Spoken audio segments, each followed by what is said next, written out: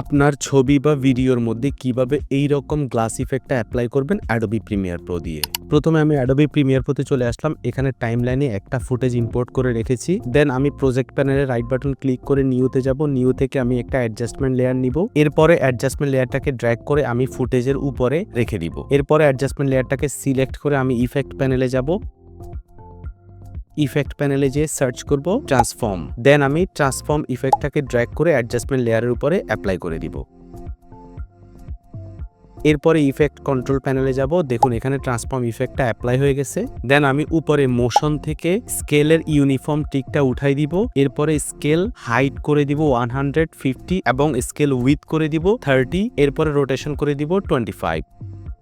দেন আমি ট্রান্সফর্মের এখানে scale value করে দিব 130। দেখুন ভিডিও ফুটেজের উপরে গ্লাস ইফেক্টটা অ্যাপ্লাই হয়ে গেছে। এরপরে আমি অ্যাডজাস্টমেন্ট লেয়ারের প্রথম ফ্রেমে যাব। প্রথম ফ্রেমে যে মোশনের পজিশন থেকে একটা কি ফ্রেম দিব। কি ফ্রেম দিয়ে এই গ্লাস ইফেক্টটাকে আমি বাম পাশে সরিয়ে দিব।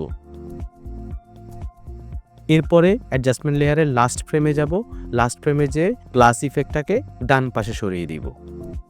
দেন আমি কিবোর্ড থেকে অল্টার বাটন প্রেস করে অ্যাডজাস্টমেন্ট লেয়ারটাকে উপরের দিকে ড্র্যাগ করে 3টা কপি করে নিব। তাহলে ইমেজ বা ফুটেজের উপরে এইরকম একটা গ্লাস ইফেক্ট অ্যাপ্লাই হয়ে যাবে।